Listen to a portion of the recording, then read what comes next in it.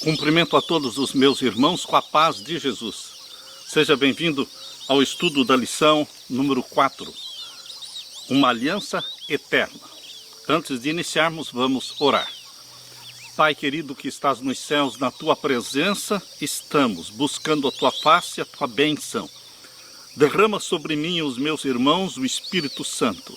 Abra nossa mente, fala ao nosso coração e confirma esta aliança eterna com cada um dos teus filhos. Pai eterno, nós te louvamos porque o Senhor nos procura, o Senhor toma a iniciativa, o Senhor se revela, o Senhor se manifesta, o Senhor nos busca. A ti toda a glória por esta graça eterna. Derrama sobre nós a tua bênção neste momento, em nome de Jesus. Amém.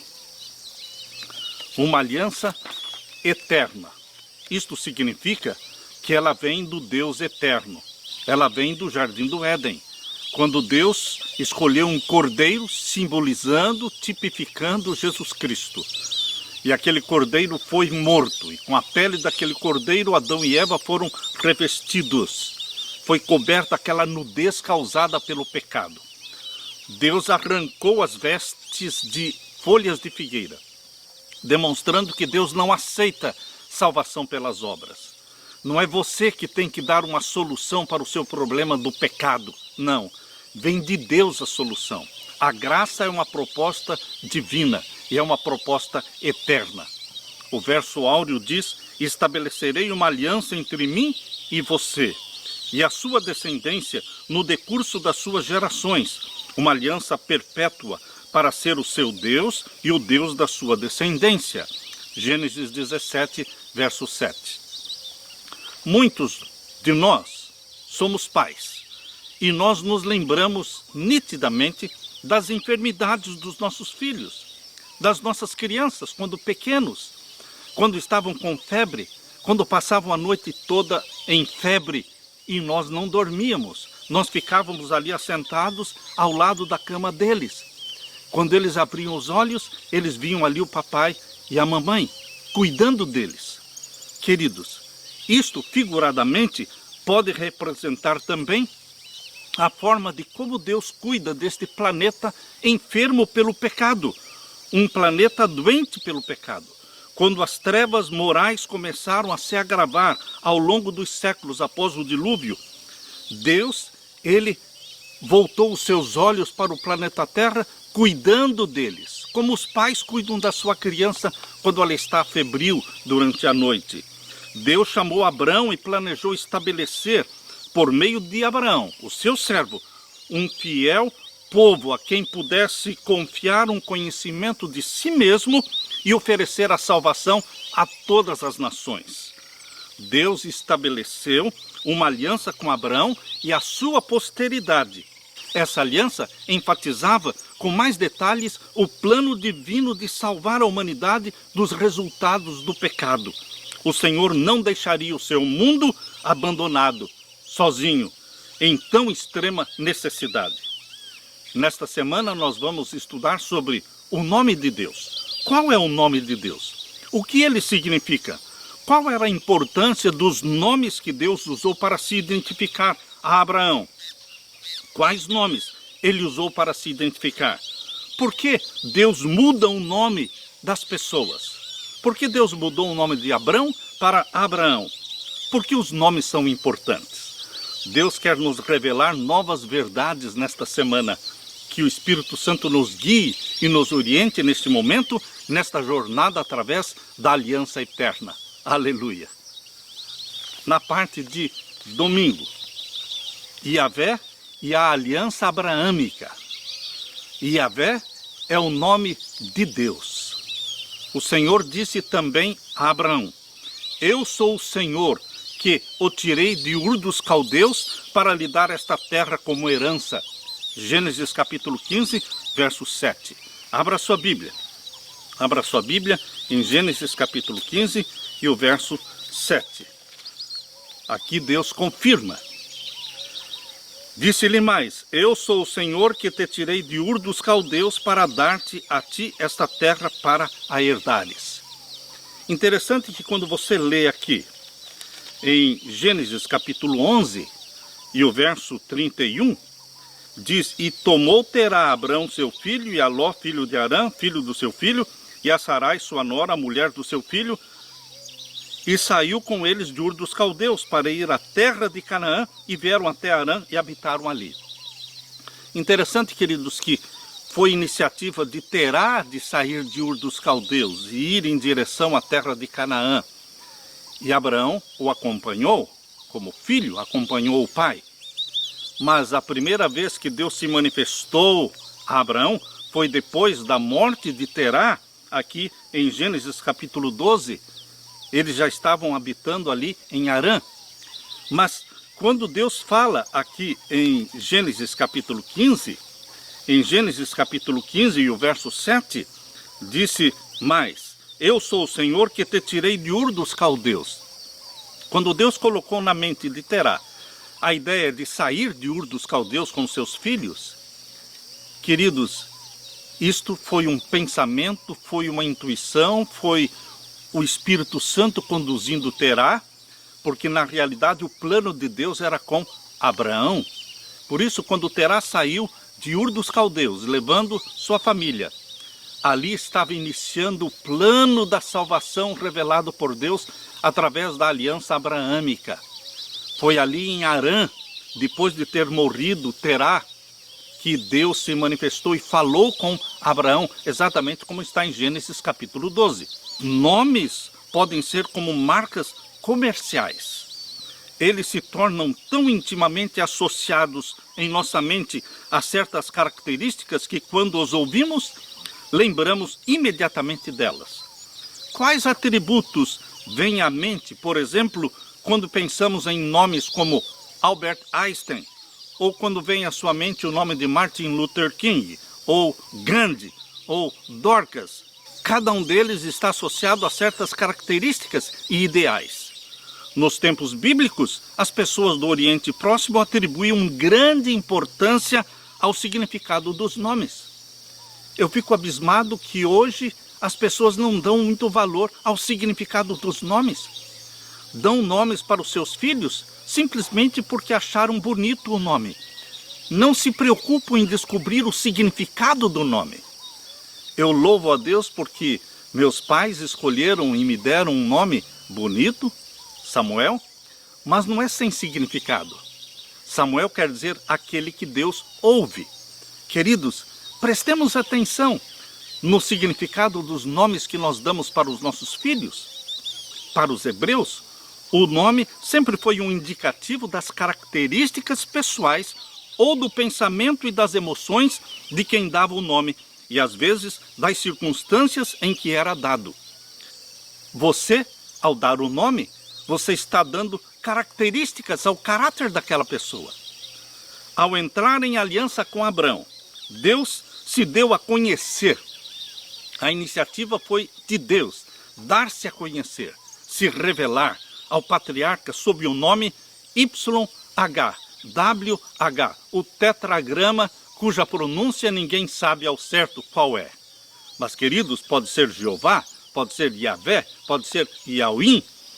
Este tetragrama YHWH, que aparece na Bíblia 6.828 vezes, somente no Antigo Testamento. Pensem, 6.828 vezes no Antigo Testamento aparece o nome de Deus, o tetragrama YHWH. Queridos, este é o nome que é traduzido na sua Bíblia pela palavra Senhor, porque não sabemos qual é a pronúncia correta. Perdeu-se a pronúncia ao longo do tempo. O nome YHWH no Antigo Testamento está envolto em mistérios. É uma forma do verbo ayah, que significa ser.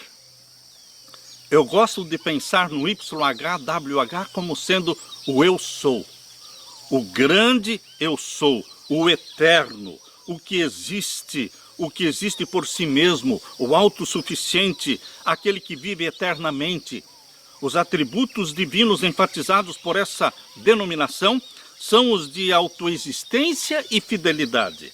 mostram o Senhor como Deus vivo, a fonte da vida, em contraste com os deuses dos pagãos que não tinham existência à parte da imaginação dos adoradores.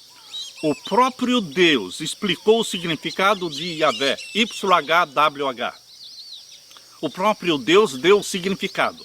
Interessante que, embora nós não saibamos a pronúncia correta do nome de Deus, nós sabemos com certeza o significado do nome de Deus, porque isso Deus falou.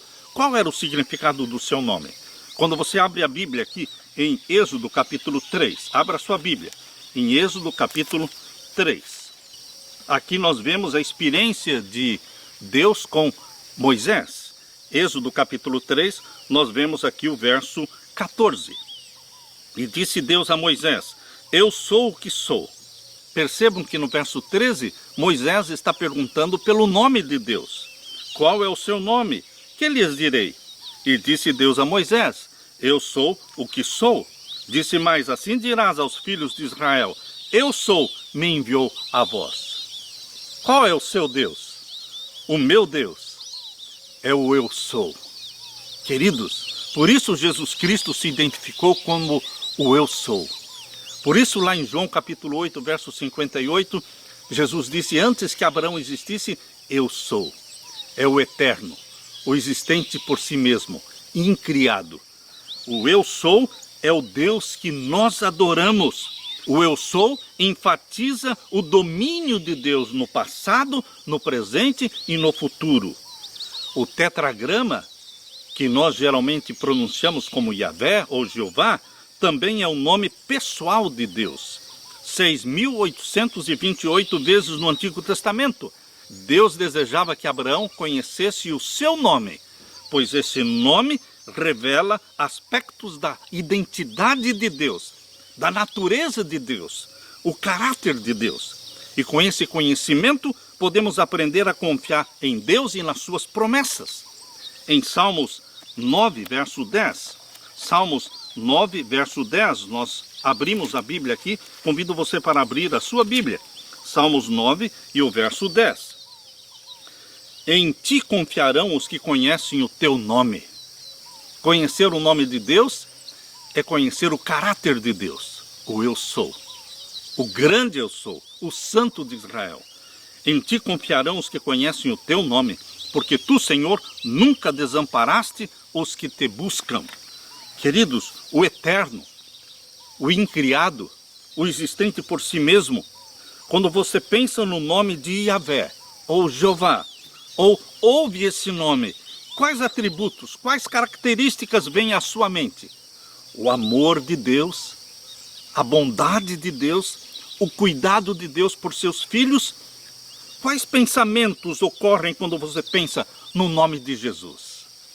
Ah, quão doce é o nome de Jesus, santo e venerável, aquele que nos salva dos nossos pecados. Queridos, o nome divino de Jesus é Yahvé, YHWH. O nome humano do Filho de Deus é Jesus, aquele que nos salva dos nossos pecados. Ele é o eterno, ele é o Criador de todas as coisas. Que alegria, que conforto saber que o meu Salvador, Jesus, é aquele que criou tudo que existe, visível e invisível, quer no céu, quer na terra. Nada do que existe veio à existência sem ele. Exatamente como está lá em João capítulo 1. Nada foi feito sem ele. É um conforto quando nós lemos ali em João 1,14, que o Verbo, aquele que tudo criou, ele se fez carne e habitou entre nós. E nós vimos a sua glória, como a glória do unigênito do Pai. Ele veio nos revelar o Pai que nós temos, o nosso Pai, o Pai de Jesus Cristo, o Jesus Cristo humano, que viveu como homem, morreu como homem, mas ele é Deus eternamente. Aleluia! Na parte de segunda-feira, El Shaddai, quando Abraão atingiu a idade de 99 anos, o Senhor, ou seja, YHWH, apareceu para Abraão e disse: eu sou o Deus Todo-Poderoso, anda na minha presença e seja perfeito. Gênesis capítulo 17, verso 1. Deus Todo-Poderoso, Este é um outro nome que Deus tomou para si. Existem vários nomes que Deus toma para si, embora o principal nome que ocorre mais de 6.000 vezes só no Antigo Testamento é o YHWH. E Yahvé já havia aparecido a Abraão várias vezes. Antes de Gênesis capítulo 17, verso 1, Deus já tinha conversado com Abraão em Gênesis capítulo 12, verso 1. Já tinha conversado com Abraão em Gênesis capítulo 13, verso 14. Em Gênesis capítulo 15, verso 1, 7 e 18.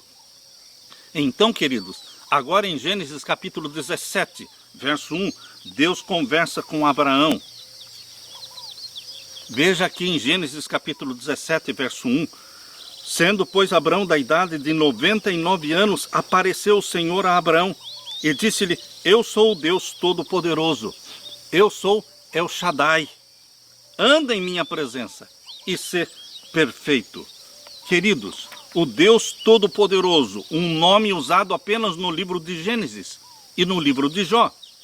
Esse nome consiste primeiramente em El, que quer dizer Deus, e o complemento de El é Shaddai.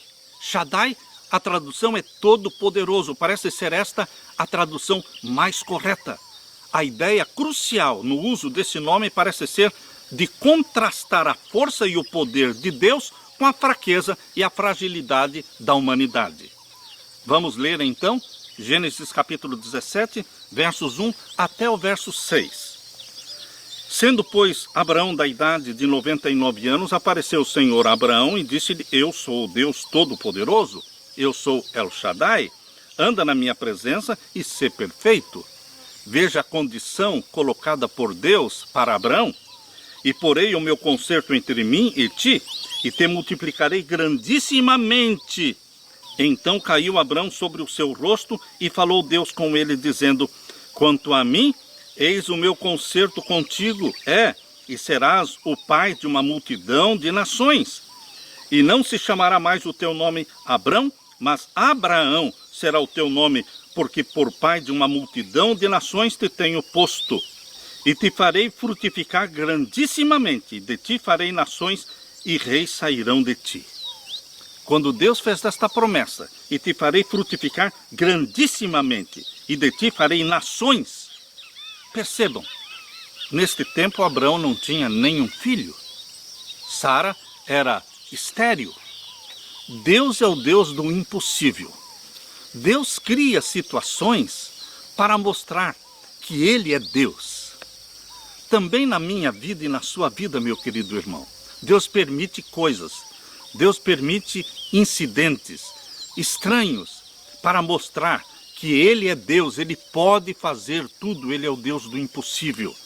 A Bíblia nos mostra a experiência de Abraão.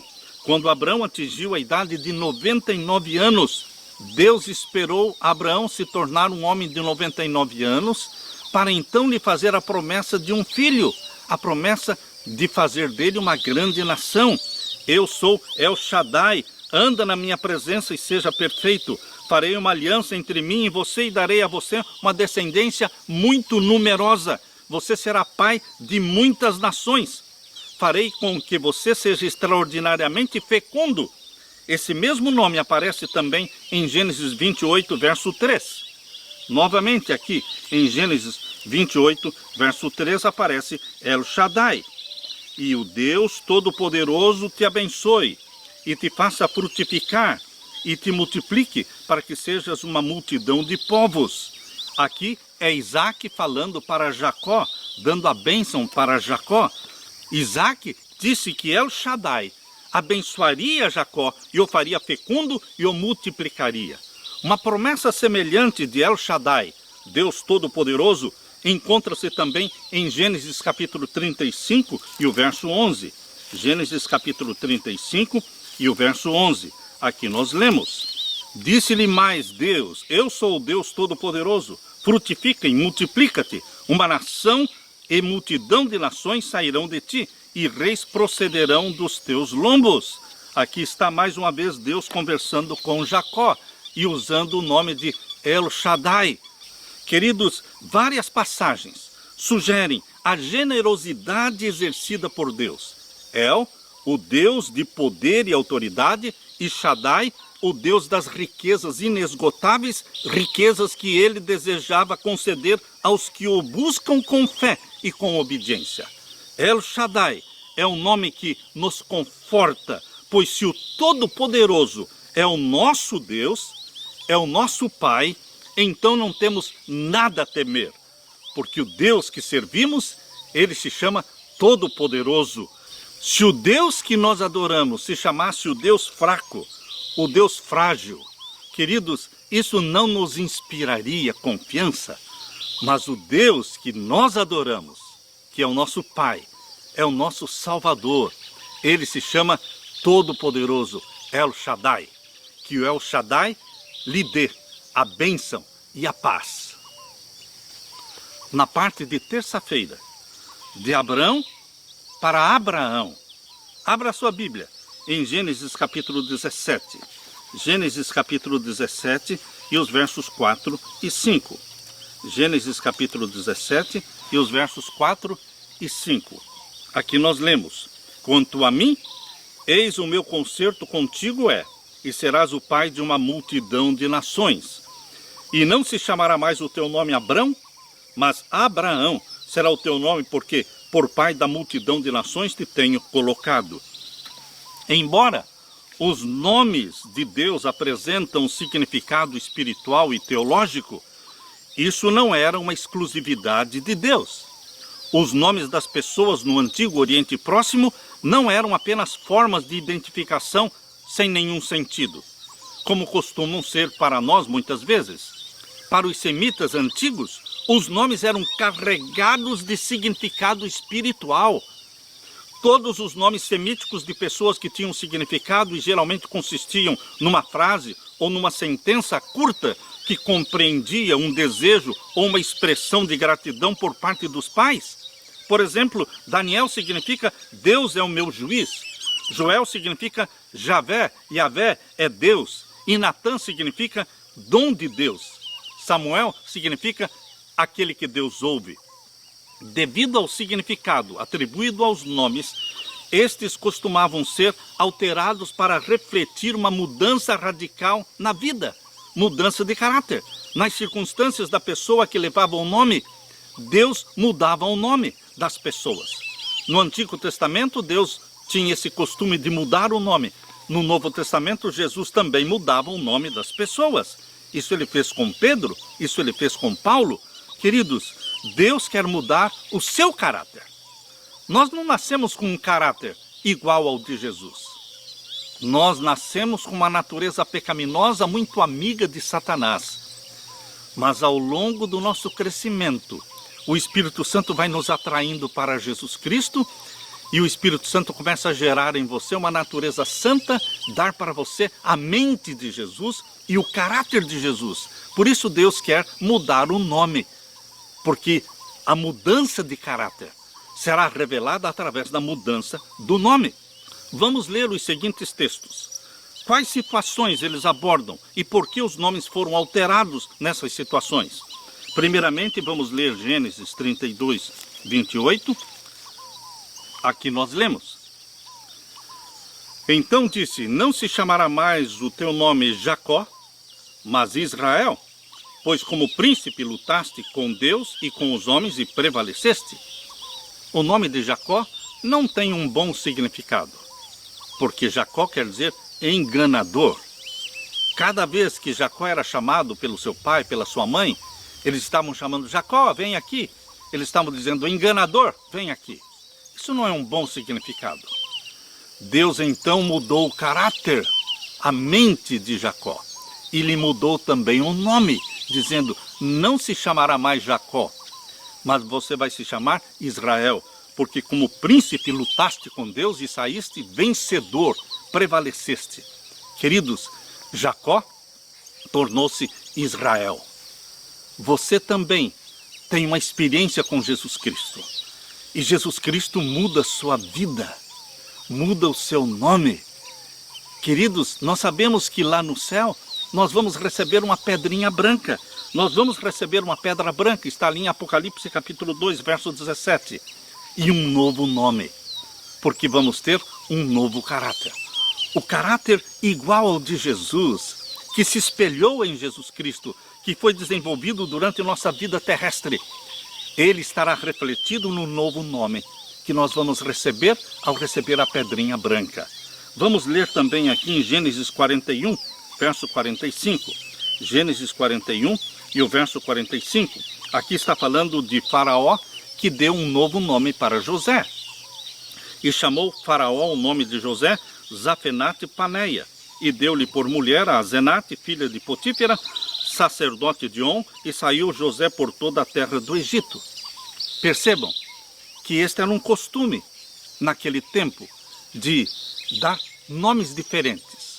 É óbvio que o faraó não tinha o mesmo Deus de José, mas ele tinha o mesmo costume de mudar o nome, tendo a intenção de mudar o estilo de vida, mudar o caráter da pessoa. Mas José permaneceu adorando não o Deus do faraó, que era On, o Deus Sol, mas José permaneceu firme no Egito adorando o Deus criador dos céus e da terra, o Deus de Abraão, de Isaque e de Jacó. Outro exemplo de mudanças de nome, nós vemos aqui em Daniel capítulo 1 e o verso 7. Daniel capítulo 1 e o verso 7. Aqui nós lemos: E o chefe dos eunucos lhes pôs outros nomes, a saber, a Daniel pôs o nome de Beltesazar, e a Ananias o de Sadraque, e a Misael o de Mesaque, e a Azarias o nome de Abednego. O rei babilônico, Nabucodonosor, mudou os nomes dos 4 jovens hebreus. Queridos, queria fazer com que eles se tornassem adoradores dos deuses de Babilônia. Mas eles permaneceram fiéis ao Deus dos seus pais, ao Deus de Abraão, de Isaque e de Jacó. Em certo sentido, não é tão difícil mesmo para as mentes modernas hoje entender a importância de como uma pessoa é chamada. Existem efeitos sutis e às vezes não tão sutis.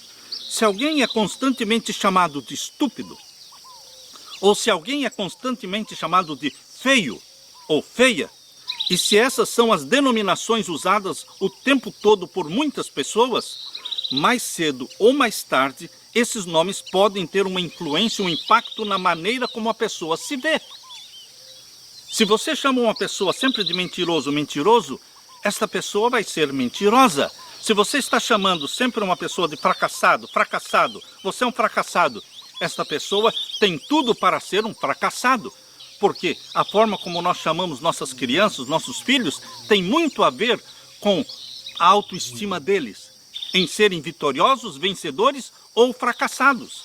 Queridos, da mesma forma, ao dar às pessoas certos nomes ou ao mudar os seus nomes, parece possível influenciar sua maneira de se enxergarem e assim influenciar seu modo de agir. Com isso em mente, não é tão difícil entender por que Deus desejava mudar o nome de Abraão, que era pai das alturas, para Abraão, que significava pai de uma multidão. Foi exatamente depois de Deus ter prometido que faria dele uma grande nação e pai de muitas nações, que Deus disse: então o teu nome será pai de uma multidão. Gênesis capítulo 17 e o verso 6. Aqui nós lemos. Gênesis capítulo 17, verso 5 e verso 6. Não se chamará mais o teu nome Abrão, mas Abraão será o teu nome, porque por pai da multidão de nações te tenho posto, e te farei frutificar grandissimamente, e de ti farei nações, e reis sairão de ti. Queridos, talvez tenha sido esta a maneira de Deus ajudar a Abraão a confiar na promessa da aliança que estava sendo feita a um homem de 99 anos, casado com uma idosa que até então era estéril. Em resumo, Deus fez isso para aumentar a fé de Abraão em suas promessas para ele. Deus lhe mudou o nome. Eu quero ler agora para você Apocalipse capítulo 2. Abra sua Bíblia. Apocalipse capítulo 2 e o verso 17. Apocalipse capítulo 2 e o verso 17. Aqui nós lemos: Quem tem ouvidos, ouça o que o Espírito diz às igrejas. Ao que vencer darei eu a comer do maná escondido, e dar-lhe-ei uma pedra branca. você e eu vamos receber uma pedra branca das mãos de Jesus. E na pedra um novo nome escrito, o qual ninguém conhece senão aquele que o recebe. Quando chegarmos no céu, vamos receber de Jesus Cristo não só a coroa de ouro, que será colocada sobre a nossa cabeça, mas também uma pedra branca com um novo nome, com um novo caráter. Um novo caráter que se perpetua por toda a eternidade. E esse novo caráter, refletido no novo nome, reflete a glória de Deus em nós. Aleluia! Na parte de quarta-feira, etapas da aliança. Abra sua Bíblia agora em Gênesis capítulo 12 e vamos ler Gênesis capítulo 12 e os versos 1 e 2. Gênesis capítulo 12 e os versos 1 e 2. Vamos ver aqui as etapas da aliança que Deus fez com Abraão. Ora, o Senhor disse a Abraão: sai da tua terra e da tua parentela e da casa de teu pai para a terra que eu te mostrarei. Nesta ocasião, Abraão já não estava mais em Ur dos Caldeus, já estava em Harã. E Terá, seu pai, já tinha morrido, conforme diz aqui no verso 32 do capítulo 11, verso 32, e foram os dias de Terá 205 anos, e morreu Terá em Harã. Depois da morte de Terá, Deus falou com Abraão. Ora, o Senhor disse a Abraão: sai da tua terra, neste caso seria Harã, e da tua parentela e da casa de teu pai, para a terra que eu te mostrarei. Estão vendo aí a ordem de Deus? Primeiro veio a ordem de Deus, depois veio a bênção, a promessa de Deus. Verso 2: e far-te-ei uma grande nação, e abençoar-te-ei, e engrandecerei o teu nome, e tu serás uma bênção. Queridos, primeiro Deus dá uma ordem, depois Deus faz a promessa e dá a bênção.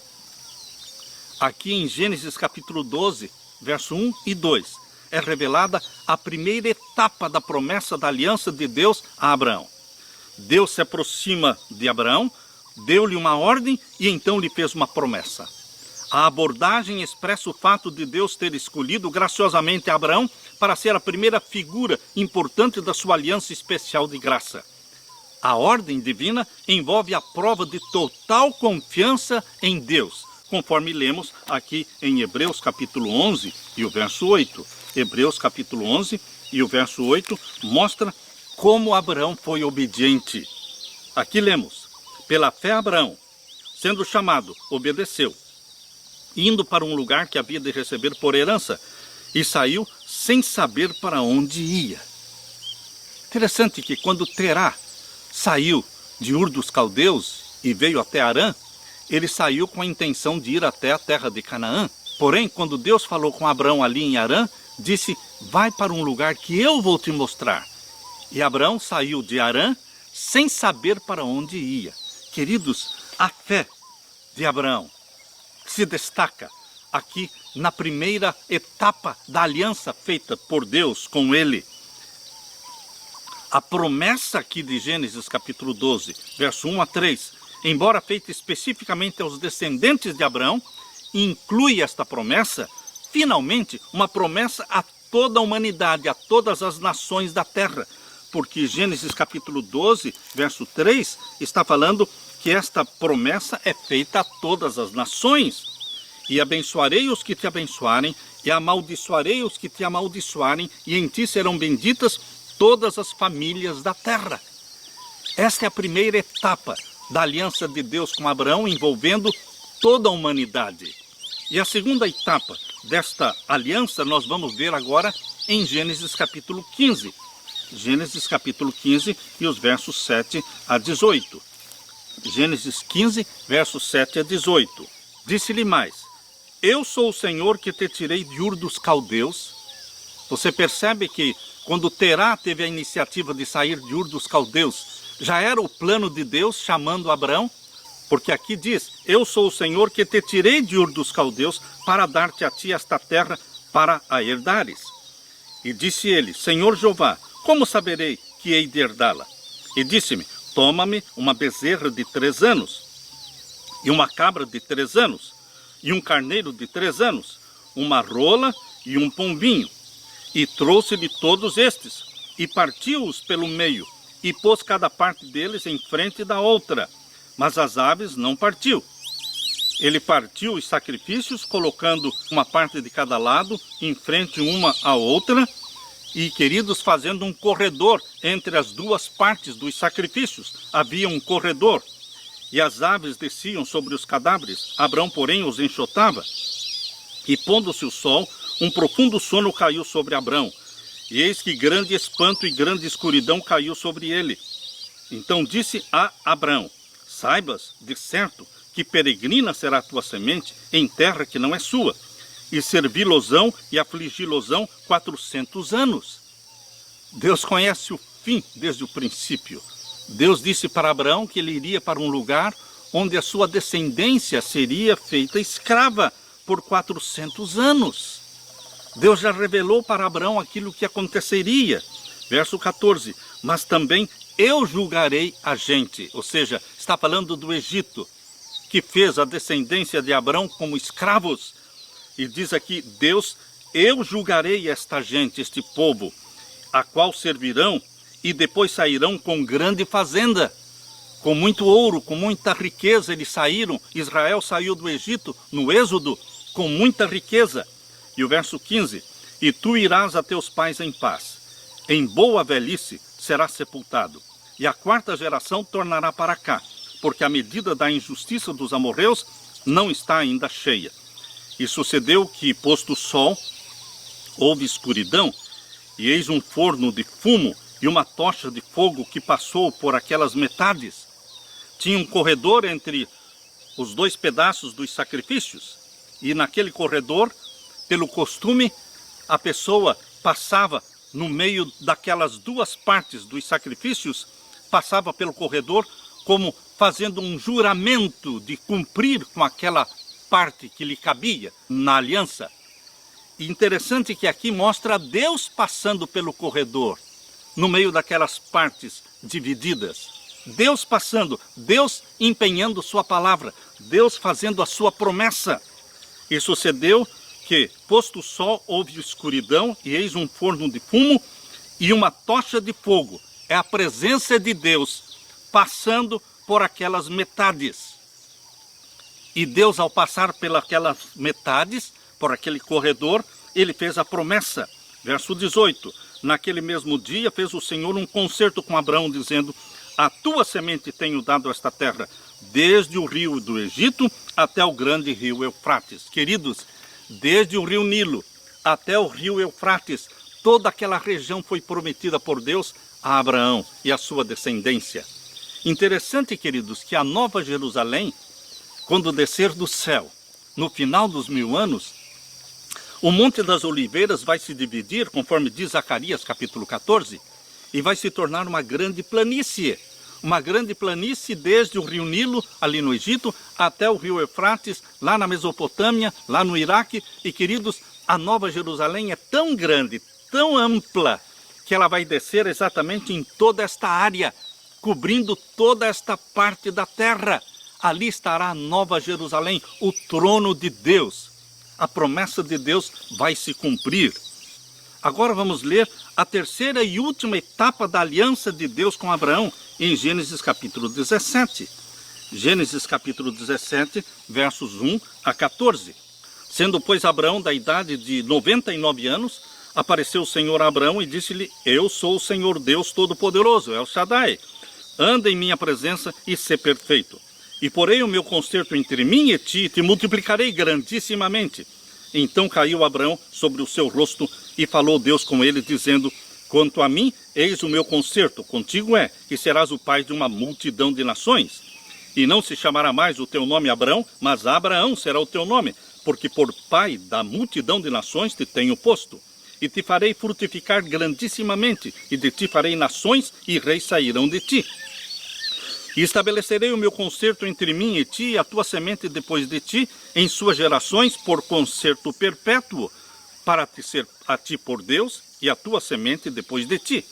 E te darei a ti e a tua semente depois de ti, a terra das peregrinações, toda a terra de Canaã em perpétua possessão, e ser-lhes-ei o seu Deus. Disse mais Deus a Abraão: tu, porém, guardarás o meu concerto, tu e a tua semente depois de ti, e nas suas gerações.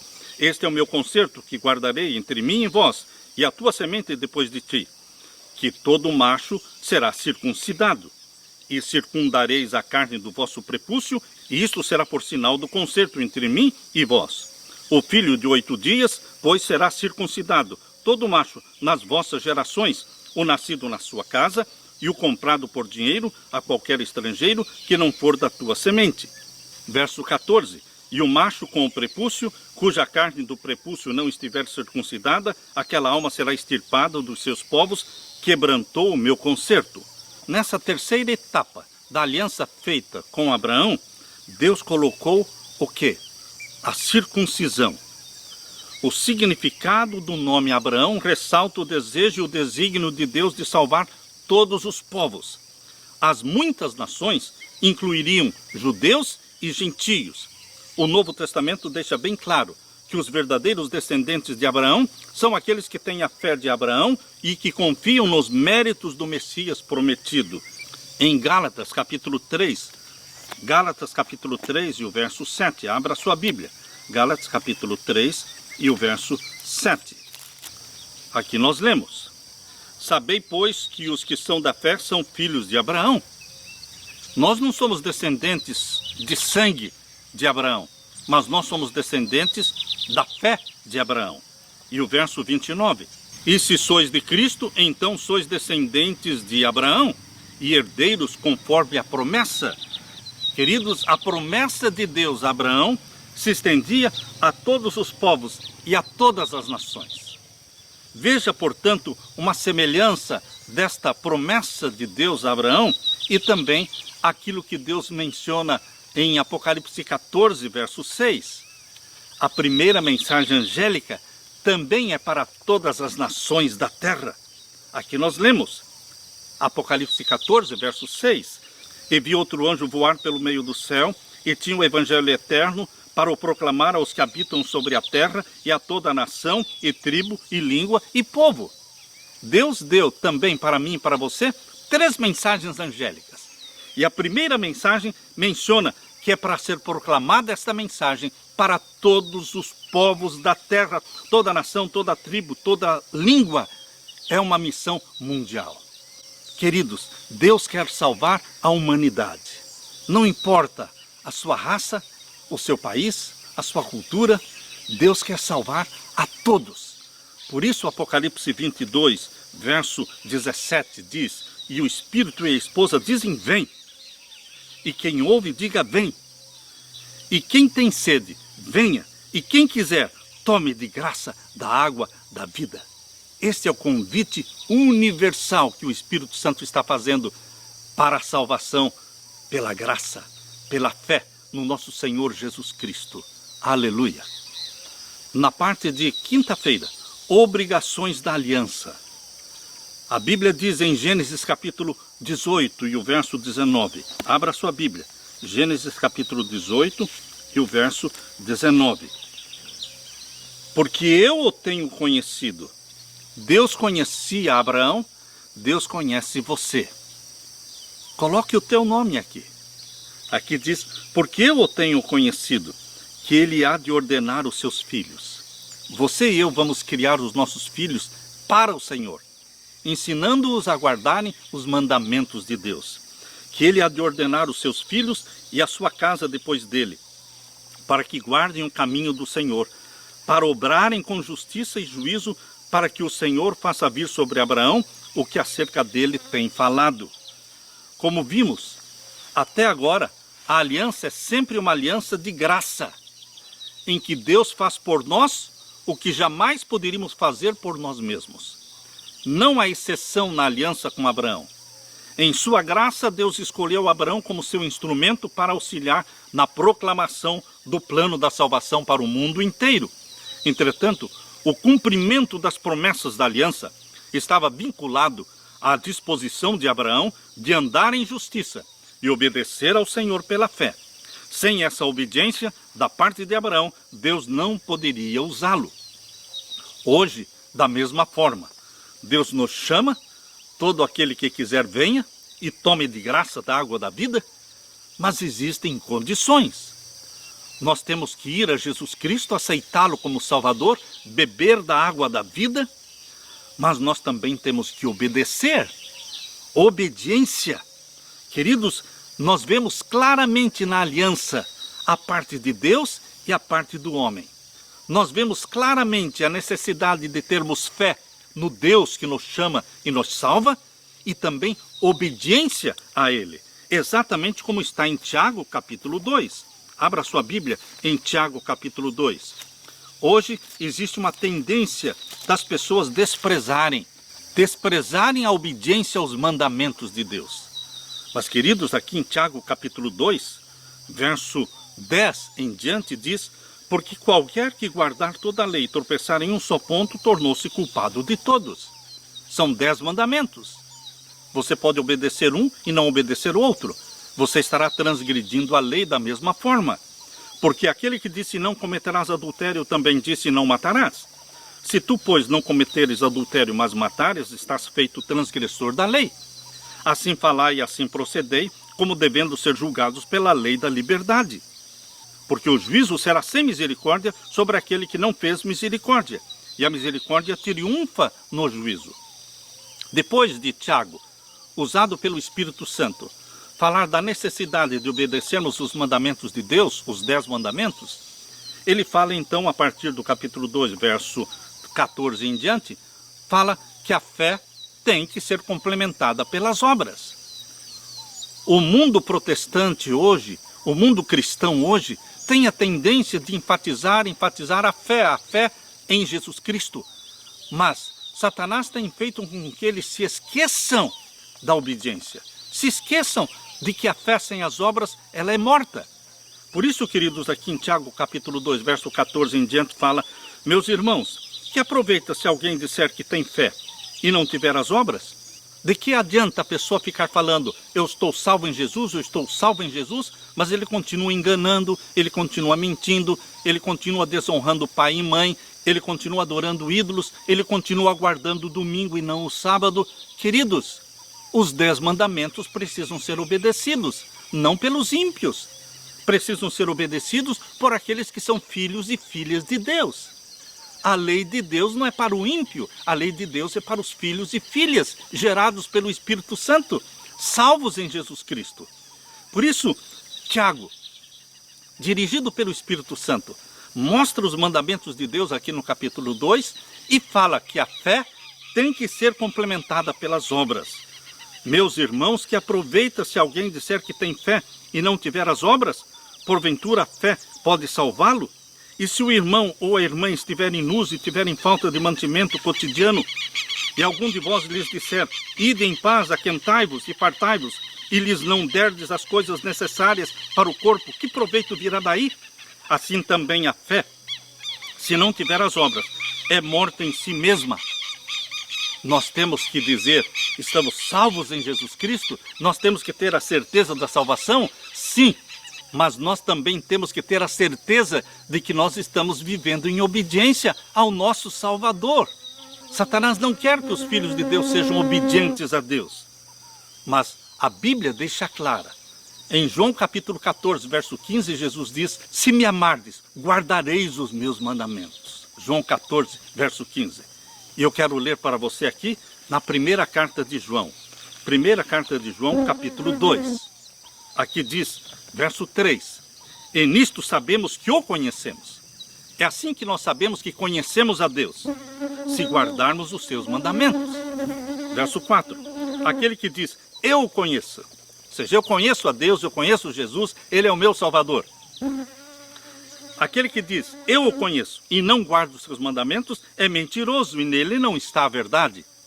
Você não é mentiroso, eu não sou mentiroso, porque nós amamos a Jesus Cristo, temos certeza de que Ele é o nosso Salvador, mas nós também temos prazer em obedecer os mandamentos de Jesus. E agora o verso 5, mas qualquer que guarda sua palavra, o amor de Deus está nele verdadeiramente aperfeiçoado. Nisto conhecemos que estamos nele. Verso 6, aquele que diz que está nele, aquele que diz que está em Cristo, também deve andar como ele andou. Queridos, fé e obediência. Tem a parte de Deus na aliança eterna de graça e tem a nossa parte de aceitar a aliança divina e cumprir com a nossa parte, obedecendo. Em 1 João capítulo 5, verso 1, diz: todo aquele que crê que Jesus é o Cristo é nascido de Deus, e todo aquele que ama ao que o gerou também ama ao que dele é nascido. Agora o verso 2, nisto conhecemos que amamos os filhos de Deus, quando amamos a Deus e guardamos os seus mandamentos. Amamos a Deus e guardamos os seus mandamentos. Porque esta é a caridade, este é o amor de Deus, que guardemos os seus mandamentos. Verso 3, e os seus mandamentos não são pesados.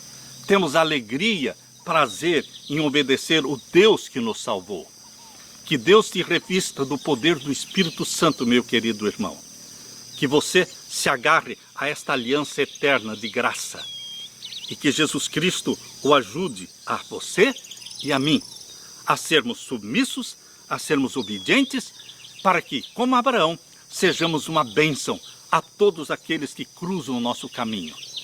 Deixo com você a paz de meu Senhor Jesus, é em nome dele que eu oro, é em nome dele que eu peço, é em Jesus Cristo que eu confio.